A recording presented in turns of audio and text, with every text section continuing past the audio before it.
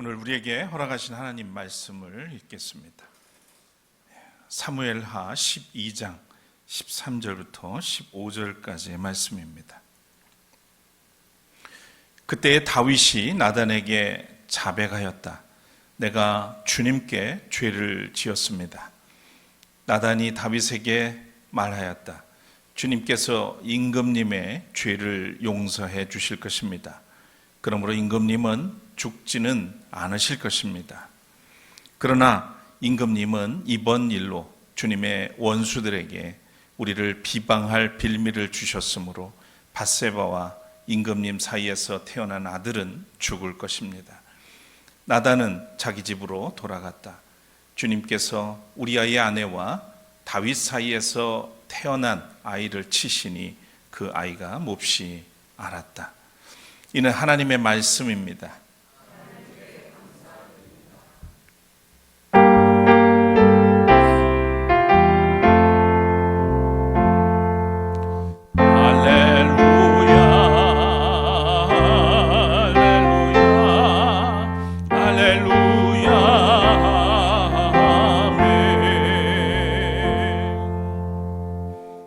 자리에 앉으시겠습니다.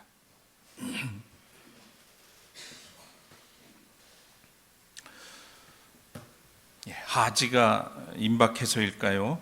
벌써 무더위가 찾아온 것 같습니다. 지난 주일에 환경선교주의를 지내면서 오후에는 부산 기독교 교회 협의회 주관으로 연합예배와 강연 그리고 환경음악회가 우리 교회에서 있었습니다. 우리 교우들은 여러 가지 모양의 섬김으로 이 자리를 더욱 아름답게 빛내 주었습니다. 음악회 자리에서 한 원로 목사님께서 뜻깊은 가곡을 불러주셨습니다. 이수인 선생의 작사 작곡 내 마음의 강물이었죠. 은퇴하시고 심장질환으로 인해서 그분 표현대로 하면 요단강을 건널 뻔한 그런 자신에게 성가곡과도 같은 그런 노래라고 하셨습니다. 이 노래의 가사는 이렇습니다. 수많은 날은 떠나갔어도 내 마음의 강물 끝없이 흐르네.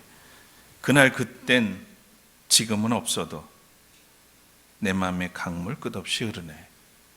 새파란 하늘 저 멀리 구름은 두둥실 떠나고 비바람 모진 된설이 지나간 자옥마다 마음 아파도 알알이 맺힌 고운 진주알 아롱아롱 더욱 빛나네. 한 주간 내내 제 입가에 맴돌았습니다. 이 노래를 흥얼거리면서 저에게서 흘러간 시간들을 추억하기도 했습니다. 우리의 생은 강물이 흐르듯 그렇게 흘러갑니다.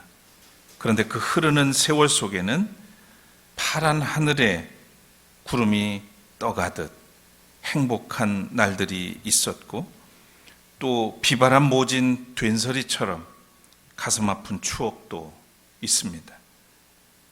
그런 나날들이 우리의 생을 고운 진주알처럼 아롱아롱 빛나게 만들어준다고 이 노래가 전해줍니다. 영원한 번영은 없습니다. 반면에 영원한 실패도 없죠. 영원한 희극은 없습니다. 또한 영원한 비극도 없습니다. 달도 차면 기우는 것이 자연과 세상의 이치입니다. 그래서 정직하게 그리고 더 넓은 마음으로 모든 것들을 품고 살아야 하겠습니다. 은혜가 아니면 살아갈 수 없음을 고백하며 예배 자리로 나오신 여러분들에게 주님의 위로와 평강이 함께 하시기를 축원합니다. 찬양하겠습니다.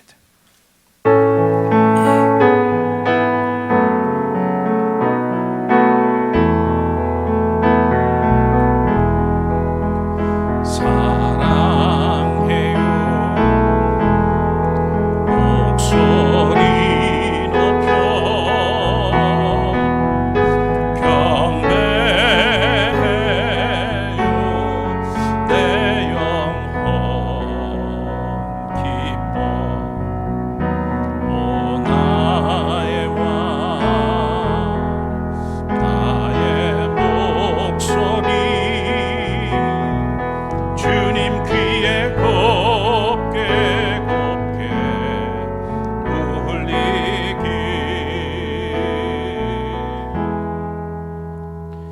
주님, 오늘도 우리를 예배자로 삼아주시고 이 거룩한 날 이 아침에 주님 앞에 나와서 마음을 조아려 경배하고 찬양하며 기도하게 하시니 감사합니다.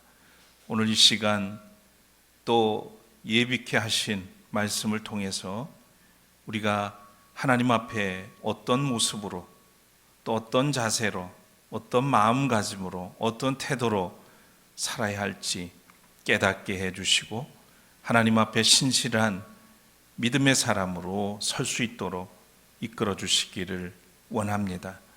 때로는 미련해 보이지만 때로는 어리석어 보이지만 참된 진리 안에 사는 일이 무엇인가를 우리가 깨달아 확신하고 주님께서 걸어가셨던 그 좁은 길을 묵묵히 걸어나갈 수 있는 확신에 찬 믿음의 사람들로 세워 주옵소서. 때로 우리는 하나님 앞에 정직하게 살아가기를 원하지만 연약해서 쉽게 무너지고 또 거짓된 가르침과 유혹에 물들 때도 많습니다. 그래서 실수하고 때로는 크고 작은 범죄로 인해서 마음이 다치고 상하게 될 때가 많습니다. 또 하나님과의 관계에서도 온전하지 못할 때가 많이 있습니다. 우리가 오늘 말씀을 통해서 깨달아 알게 하셔서 하나님 앞에 정직하게 서게 하시고 그래서 이 시대의 구원의 그루터기가 될 수 있도록 주님 이끌어 주옵소서. 부족한 종을 붙드시고 주의 뜻을 이루어 주옵소서. 예수 그리스도의 이름으로 간절히 기도드립니다. 아멘. 오래전에 함석헌 선생님이 나는 하나님의 발끝에 차여서 여기까지 왔다 하는 이야기를 한 적이 있습니다. 자신의 거친 인생을 돌아보면서 했던 그 표현이 지금도 저는 생각이 납니다.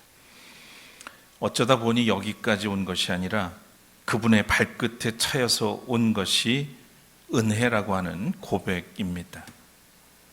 내 의지와 능력으로 이만큼 이루고 성취한 것 같은데 돌이켜보면 보이지 않는 손길, 주님의 우리의 생명을 지으신 분의 오묘한 손길이 닿지 않은 것이 없음을 알게 됩니다.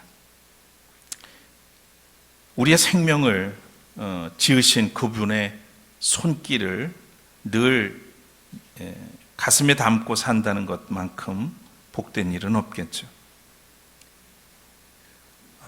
그렇게 살기를 원하지만 그러지 못할 때가 많습니다. 비록 비바람 모진 된소리처럼 가슴 아픈 경험일지라도 우리는 그분의 손길로 인해서 살고 있음을 고백하는 그런 신앙. 그래서 믿음의 형제와 자매들은 한결같이 모든 것이 은혜입니다 라고 고백하며 살죠. 2주 전에 우리는 사무엘상에 나오는 말씀을 중심으로 하나님 앞에서 우리는 어떻게 살 것인가 하는 문제를 나눴습니다. 하나님 앞에서 되는 대로 살면서 교만했던 사람, 이스라엘 초대왕 사울과 하나님의 경륜을 따라서 믿음과 순종으로 또 생각하며 산 다윗의 이야기였죠.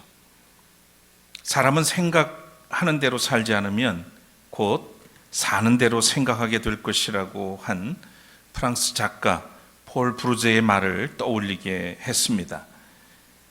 우리가 믿음으로 살면서 생각하고 또 생각하면서 하나님의 뜻을 따를 때 우리가 비로소 다윗처럼 하나님 나라의 상속자가 될 수 있다고 했습니다.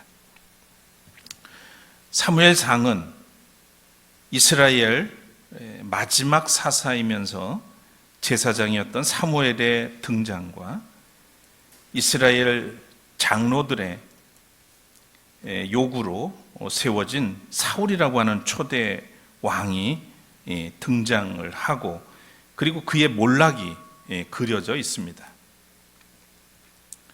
사무엘 하는 전체가 다윗의 스토리이지요. 오늘 구원의 순례는 그 다윗과 그가 세운 왕국입니다. 영원한 번영은 없습니다. 영원한 희극도 없죠. 다윗의 왕국에도 천국과 지옥이 공존합니다. 다윗 왕국에도 흥망이 교차하는 한편의 정치 드라마가 펼쳐지게 됩니다. 크게 세 가지 에피소드로 진행이 되는데요. 첫째는 다윗 왕국의 출현과 번영, 그리고 언약이 나오죠. 둘째는 다윗 왕의 실수와 범죄 이야기입니다. 그리고 마지막으로 다윗 왕의 회개와 그 범죄로 인한 시련, 회개를 했음에도 불구하고 겪는 그의 시련이 그려져 있습니다. 사무엘로부터 기름 부음을 받은 다윗은 헤브론에서 남쪽 유다의 왕이 돼서 7년을 반 동안 통치를 했습니다. 그 후 북쪽 이스라엘 장로들로부터 남북을 통합한 통일 왕국의 왕이 되어줄 것을 요청받습니다. 이를 수락한 다윗은 통일 왕국의 왕이 되어서 수도를 예루살렘으로 옮기고 거기서 33년 동안 통치를 합니다. 다윗이 통일 왕국의 왕이 되고 장기간 통치할 수 있었던 이유는 온전히 하나님 앞에 순종한 그의 신앙 때문이었습니다. 하나님을 의지하는 다윗은 가는 곳마다 적들을 물리쳐서 국토를 넓히고 이스라엘 국민들에게는 정의와 사랑으로 통치를 했습니다. 그 결과 이스라엘은 최초로 국가로서의 평화와 번영을 누릴 수 있었습니다. 따라서 다윗 자신의 왕위도 견고해졌던 것이죠. 이때 다윗은 하나님의 언약궤를 안치할 성전을 짓고 싶어 합니다. 그러나 하나님은 그보다 다윗의 집을 세우겠다고 약속하십니다. 사무엘 하 8절과 9절에 보면 나 만군의 주가 말한다. 양떼를 따라다니던 너를 목장에서 데려다가 내 백성 이스라엘의 통치자로 삼은 것은 바로 나다. 나는 네가 어디로 가든지 언제나 너와 함께 있어서 네 모든 원수를 네 앞에서 물리쳐 주었다. 나는 이제 네 이름을 세상에서 위대한 사람들의 이름과 같이 빛나게 해주겠다. 나단을 통해서 이런 약속을 하십니다. 그리고 다윗에게 아주 영원한 왕위까지도 약속하셨습니다. 15절 이하에 보면 내가 사울에게서 나의 총애를 거두어 나의 앞에서 물러가게 하였지만 너의 자손에게서는 총애를 거두지 아니하겠다. 네 집과 네 나라가 내 앞에서 영원히 이어갈 것이며 네 왕위가 영원히 튼튼하게 서 있을 것이다. 이것을 다윗과 맺은 하나님의 언약입니다. 이것이 신학적으로 보면 사무엘서에서는 하이라이트라 이렇게 말할 수 있을 것 같습니다. 다윗 언약은 앞으로 전개될 구약 전체의 중요한 골격이 됩니다. 다윗 언약은 하나님의 비조건 언약입니다. 하나님은 이스라엘 백성과 아담과도 그랬습니다만 조건적인 언약이 있어요. 동산 중앙에 있는 열매는 선악을 알게 하는 그 열매는 따먹지 말라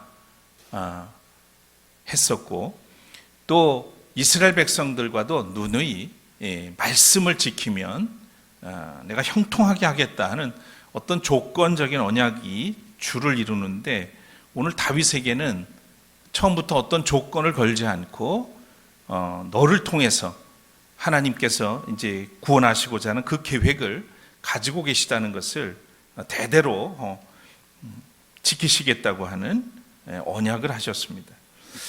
그래서 하나님은 다윗의 후손을 통해서 이어지는 영원한 다윗의 왕조와 나라를 약속하신 것이죠. 오실 메시아 예수 그리스도와 이렇게 연결이 됩니다. 이처럼 영원한 왕위를 약속받은 다윗은 항상 괴롭혀오던 주변 강대국들, 블레셋이나 모압, 또 소바, 다메섹, 아말렉, 암몬, 아람 이런 민족들을 차례로 섬멸하면서 메소포타미아 지역에서 가장 강력한 종주국으로 부상됩니다. 이 모든 것은 하나님께서 일찍이 아브라함에게 약속하셨던 세 가지 기억나시나요?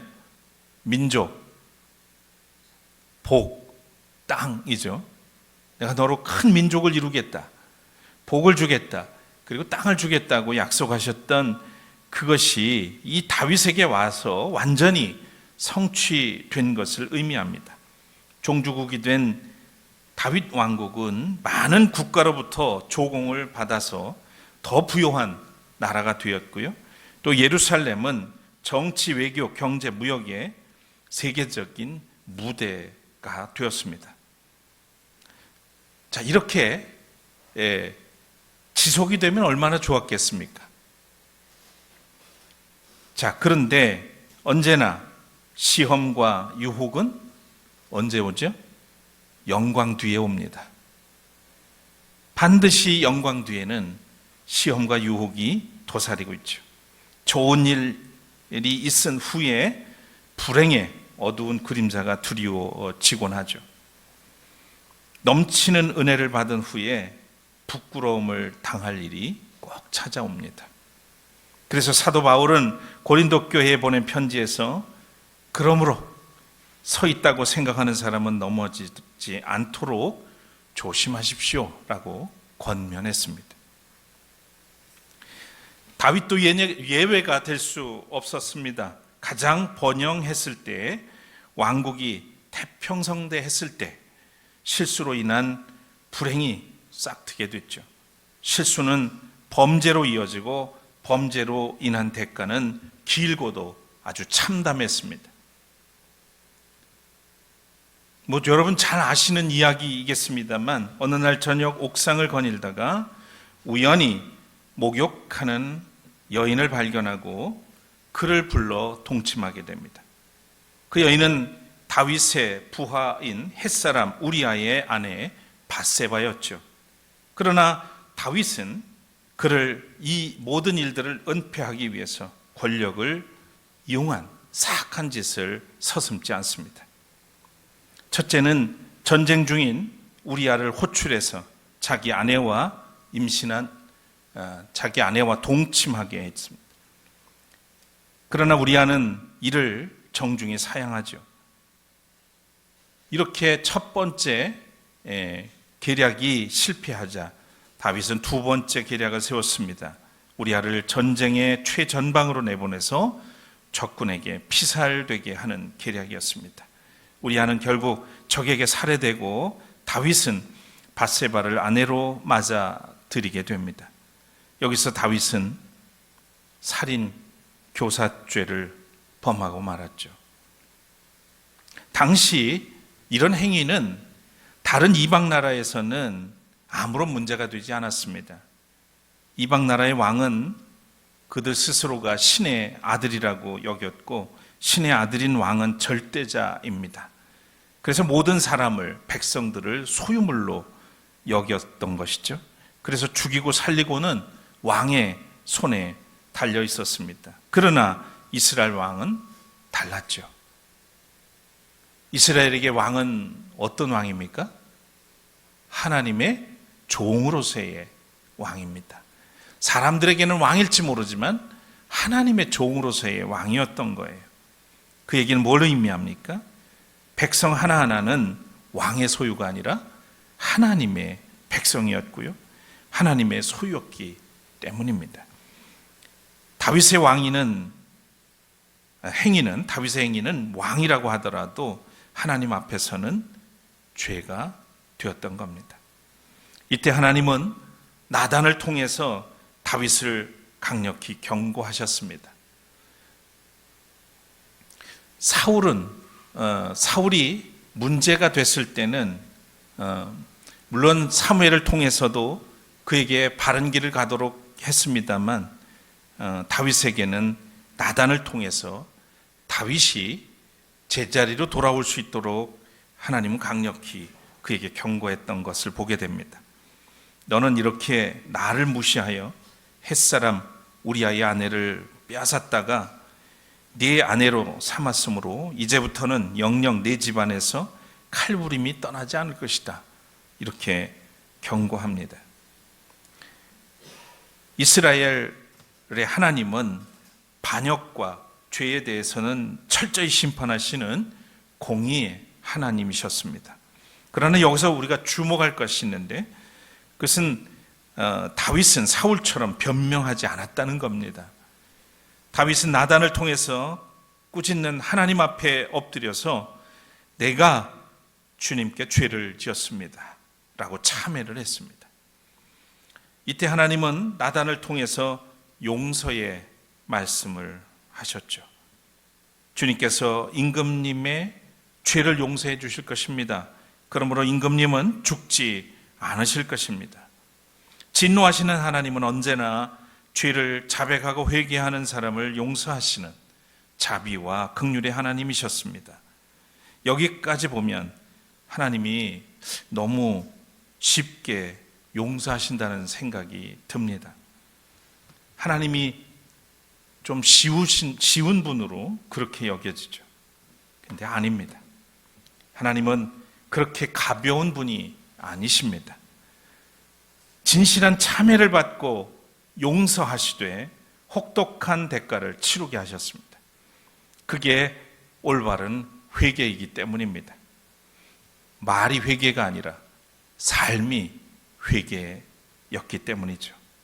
이어지는 14절에 보면 그러나 임금님은 이번 일로 주님의 원수들에게 우리를 비방할 빌미를 주셨으므로 밧세바와 임금님 사이에서 태어난 아들은 죽을 것입니다.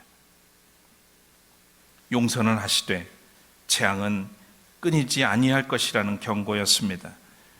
죄는 용서되어도 죄에 대한 책임이 뒤따르고 있는 것이죠. 가늠한 여인의 아이가 죽고 또 다윗의 아들 암논은 이복누이를 강간하고 이 누이의 오빠 압살롬은 암논을 보복 살해하고 또한 압살롬은 다윗에게 아버지를 모반해서 왕국을 뺏고 백주의 다윗의 후궁들과 동침하면서 본인도 죽임을 당하는 비극이 연달아 일어나게 됩니다. 사무엘하 마지막에 다윗은 인구조사를 해서 여호와 앞에 자기 과시의 범죄를 또한 저지름으로써 다시 한번 하나님의 진노를 자처하게 됩니다. 하나님 마음에 합한 사람이라고 칭송을 받았던 이 다윗에게도 이런 무모하고 어찌 보면 어리석은 이런 하나님 앞에서의 범죄들을 저지른 것을 우리가 보게 되는 겁니다. 천국에 근접했던 다윗의 왕국이 한순간에 지옥으로 떨어져 버린 그런 비극적인 운명의 배경, 그것이 무엇일까요?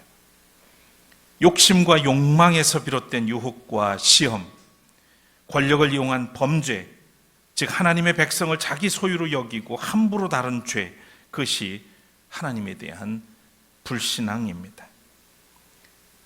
천국에서 지옥으로 떨어졌던, 흥에서 망으로 가버리게 된 이 비극적 운명의 배경에는 하나님에 대한 불순종, 불신앙이 있었다는 것입니다.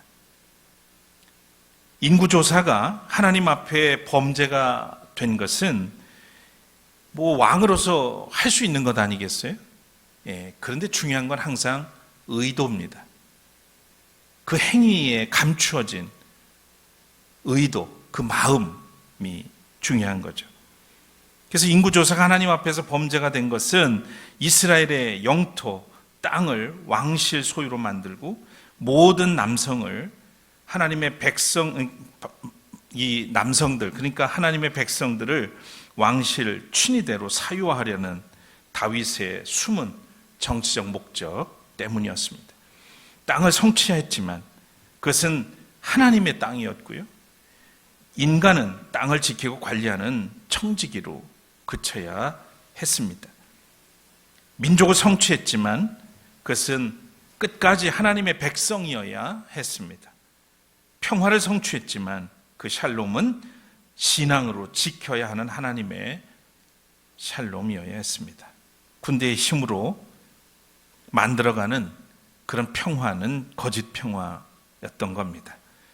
그러나 다윗은 말년에 이 모든 것을 자기의 소유로 삼으려고 했습니다. 이것이 하나님 앞에 죄가 되었던 것이죠. 그 끝은 왕실 타락입니다. 왕의 타락은, 왕의 범죄는 곧 왕국의 타락으로 이어졌다는 얘기죠.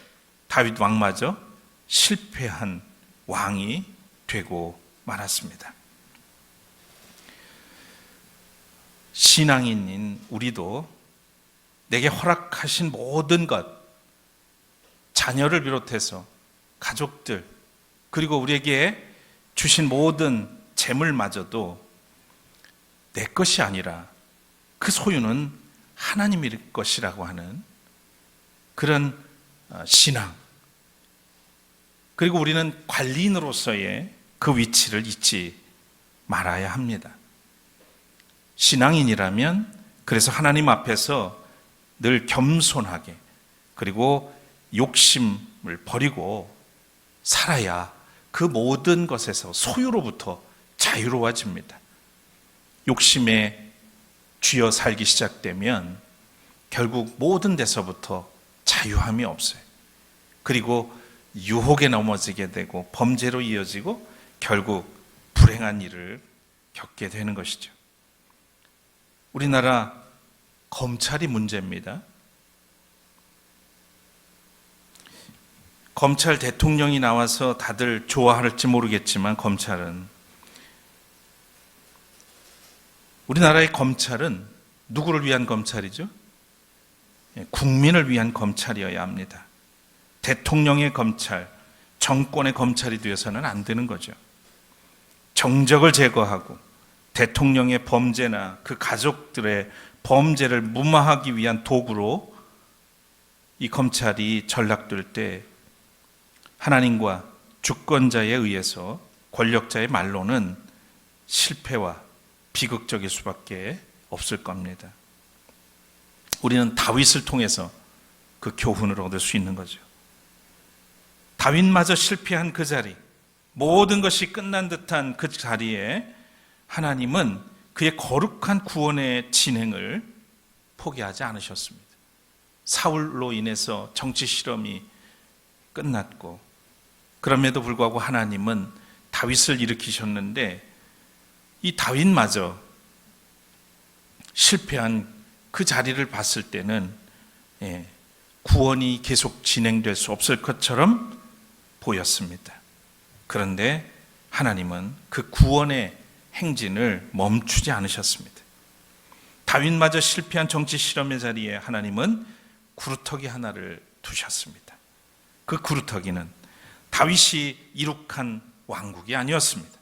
오히려 무너져가는 왕국 속에 극히 미세한 조각처럼 남아있던 구루터기였죠. 그것은 모든 것을 포기하고 하나님 앞에 자신을 있는 그대로 내려놓고 자신의 죄를 회개한 다윗의 눈물이었습니다.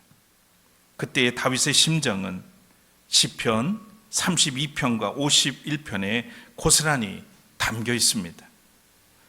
내가 입을 다물고 죄를 고백하지 않았을 때에는 온종일 끊임없이 신음으로 내 뼈가 녹아내렸습니다. 주님께서 밤낮 손으로 나를 짓누르셨기에 나의 혀가 여름 가뭄에 풀 마르듯 말라버렸습니다. 나는 내 죄를 주님께 아뢰며 내 잘못을 덮어두지 않고 털어놓았습니다. 내가 주님께 거역한 나의 죄를 고백합니다 하였더니 주님께서는 나의 죄악을 기꺼이 용서하셨습니다. 이렇게 다윗은 시편 32편에 쓰고 있습니다. 하나님은 사울에게는 없었던 다윗의 회개와 눈물을 받으셨습니다. 그리고 용서하셨죠. 용서받은 죄, 여기서 다윗은 죽음을 면했고요. 또 이스라엘 민족은 다시 하나님의 손안에 두셨습니다. 다윗은 그의 죄에도 불구하고 하나님은 진정으로 사랑하고 경외하면서 하나님의 마음에 합한 자였고요. 진정한 회개가 무엇인지를 잘 보여주는 그런 신앙의 귀감으로 남게 됩니다. 그의 일생 동안 약한 자에게는 고통이 많으나 주님을 의지하는 사람에게는 한결같은 사랑이 넘친다라고 고백을 실제로 보여준 그런 인물이기도 합니다. 그렇기에 여호와께서는 다윗의 후손을 통해서 영원한 왕국을 세우겠다는 그런 언약을 맺으셨던 거죠. 사랑하는 여러분, 하나님은 완벽한 사람을 부르시지 않습니다. 이집트 왕자였던, 그리고 살해를 하고 도망했던 입술이 둔한 모세를 부르셔서 위대한 민족의 지도자로 사용하셨습니다. 또 예수님은 가난한 어부 출신으로 성질이 급하고 실수투성이에다가 자기 스승을 모른다고 부인까지 했던 베드로를 용서하시고 내 양을 먹이라 하면서 교회의 기초로 삼으셨습니다. 하나님의 구원 역사는 실수나 죄가 없는 완벽한 사람이 아니라 허물과 죄를 인정하고 진정으로 회개한 사람을 통해서 이어가십니다. 우리 모두 강물처럼 흘러가는 삶의 자리에서 혹여나 실수와 허물로 인해서 비바람 된설이 맞고 신음과 또 뼈가 녹아내리는 곤고함에 처했을지라도 진정한 회개로 용서의 은혜를 입을 수 있다는 사실을 기억하시기 바랍니다. 다윗처럼 하나님의 구원 역사를 위한 구루터기가 될 수 있다는 소망을 안고 살아가는 우리 샘터 가족들 되기를 바랍니다. 회개하는 한 사람, 참여하는 한 민족을 구루터기로 삼으셔서 구원을 이어가시는 우리 하나님을 찬양합니다.